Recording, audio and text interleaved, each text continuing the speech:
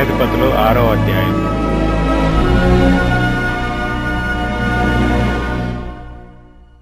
ఇశ్రాయేలీయులు యెహోవా దృష్టికి దోషులైనందున యెహోవా 7 ఏండ్లు వారిని మిద్యానీయులకు అప్పగించెను.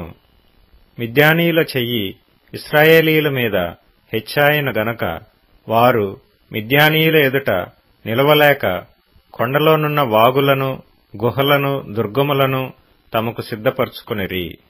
ఇశ్రాయేలీయులు విత్తనములు విత్తిన తరువాత మిద్యానీయులను, అమాలేకీయులను, తూర్పున నుండివారును తమ పశువులను, గుడారములను తీసుకొని మిడతల దండంత విస్తారముగా వారి మీదికి వచ్చి వారి ఎదుట దిగి గాజాకు పోవునంత దూరము భూమి పంటను పాడుచేసి ఒక గొర్రెను గాని, ఎద్దును గాని, గాడిదను గాని, జీవన సాధనమైన మరి దేనిని గాని ఇశ్రాయేలీలకు ఉండనీయలేదు. వారును వారి ఒంటెలను లెక్కలేకయుండెను. దేశమును పాడు చేయుటకు వారు దానిలోనికి వచ్చిరి. ఇశ్రాయేలీయులు మిద్యానీయుల వలన మిక్కిలి హీనదశకు వచ్చినప్పుడు వారు యెహోవాకు మొరపెట్టిరి. మిద్యానీయుల వలనే బాధను బట్టి ఇశ్రాయేలీయులు యెహోవాకు మొరపెట్టగా యెహోవా ఇశ్రాయేలీయుల యొద్దకు ప్రవక్తనొకని పంపెను.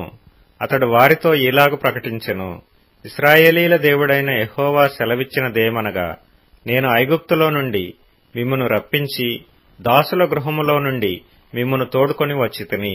ఐగుప్తీయుల చేతిలో నుండియు మిమ్మును బాధించిన వారందరి చేతిలో నుండియు మిమ్మును విడిపించి మీ ఎదుటి నుండి వారిని తోలివేసి వారి దేశమును మీకిచ్చితిని.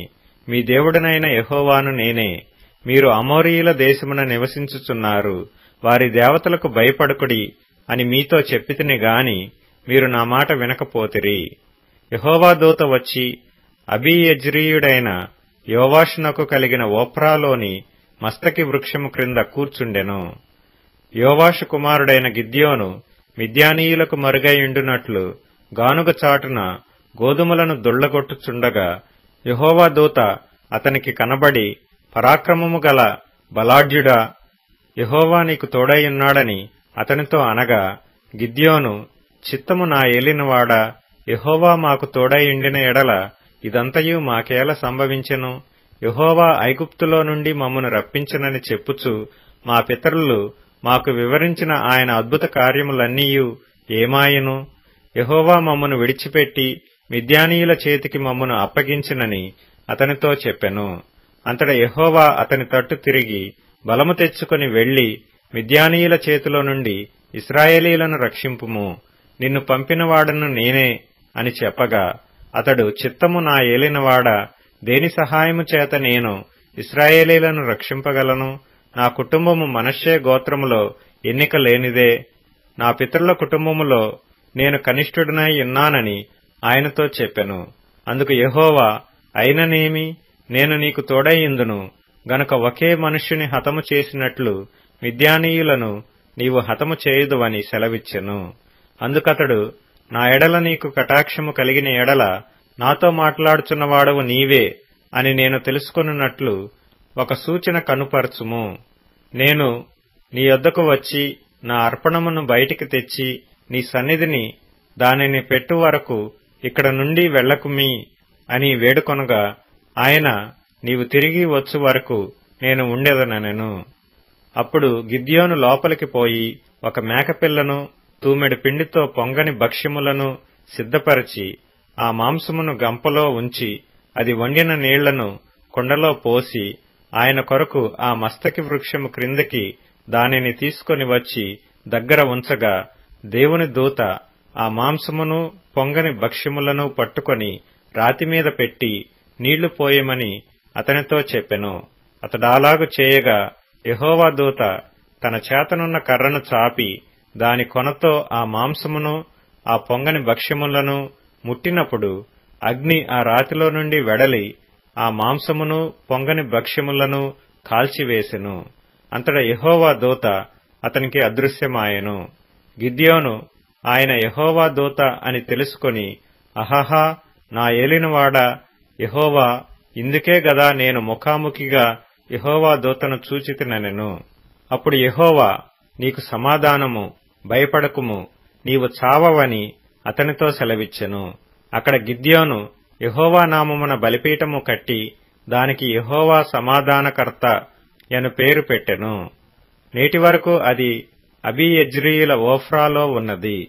మరియు ఆ రాత్రియందే యెహోవా నీ తండ్రి కోడెను అనగా 7 ఏండ్ల 2వ ఎద్దును తీసుకుని వచ్చి నీ తండ్రి కట్టిన బయలు యొక్క బలిపీఠమును పడగొట్టి దానికి పైగానున్న దేవతాస్తంభమును నరికివేసి తగిన ఏర్పాటుతో ఈ బండకొనను నీ దేవుడైన యెహోవాకు బలిపీఠము కట్టి ఆ 2వ కోడెను తీసుకుని వచ్చి నీవు నరికిన ప్రతిమ యొక్క కర్రతో దహనబలి నర్పించుమని అతనితో చెప్పెను.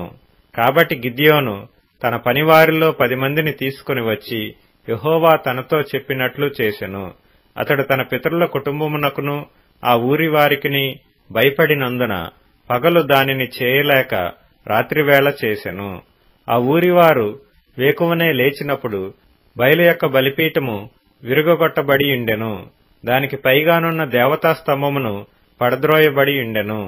కట్టబడిన ఆ బలిపీఠము మీద ఆ 2వ ఎద్దు అర్పింపబడి ఉండెను.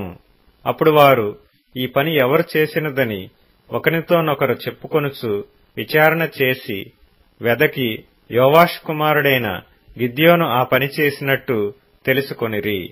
కాబట్టి ఆ ఊరి వారు నీ కుమారుడు బయలు యొక్క బలిపీఠమును పడగొట్టి దానికి పైగానున్న దేవతాస్తంభమును పడద్రోసిన గనుక అతడు చావవలెను, వానిని బయటికి తెమ్మని యోవాషుతో చెప్పగా యోవాషు తనకు ఎదురుగా నిలిచిన వారందరితో మీరు బయలు పక్షముగా వాదింతురా, మీరు వాని రక్షించుదురా, వాని పక్షముగా వాదించువాడు ఈ ప్రొద్దుననే చావవలెను.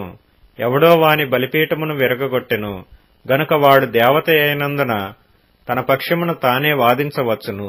ఒకడు తన బలిపీఠమును విరగగొట్టినందున అతనితో బయలు వాదించుకొననిమ్మని చెప్పి ఆ దినమున అతనికి యెరుబ్బయలను పేరు పెట్టెను.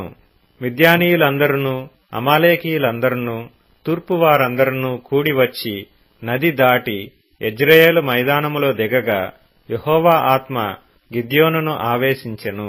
అతడు బూర ఊదినప్పుడు అబీయెజెరు కుటుంబపు వారు అతని యొద్దకు వచ్చిరి. అతడు మనష్షీయులందరి యొద్దకు దూతలను పంపగా వారును కూడుకొని అతని యొద్దకు వచ్చిరి. అతడు ఆషేరు, జెబూలూను, నఫ్తాలి గోత్రముల వారి యొద్దకు దూతలను పంపగా వారును కూడిన వారిని ఎదుర్కొనుటకు వచ్చిరి. అప్పుడు గిద్యోను నీవు సెలవిచ్చినట్లు నా చేత ఇశ్రాయేలీలను రక్షింపనుద్దేశించిన ఎడల నేను కళ్లమున గొర్రెబొచ్చు ఉంచిన తరువాత నేల అంతయు ఆరియుండగా ఆ గొర్రెబొచ్చు మీద మాత్రమే మంచుపడు నెడల నీవు సెలవిచ్చినట్లు ఇశ్రాయేలీలను నా మూలముగా రక్షించదవని నేను నిశ్చయించుకుందునని దేవునితో అనెను. అలాగున జరిగెను. అంతట ప్రొద్దుట లేచి ఆ బొచ్చును పిడిచి నీళ్లతో పాత్ర నిండు వరకు ఆ బొచ్చు నుండి మంచును పిండెను. అప్పుడు గిద్యోను నీ కోపము నా మీద మండనీయకము, ఇంకొక మారే ఆ బొచ్చు చేత శోధింప సెలవిమ్ము.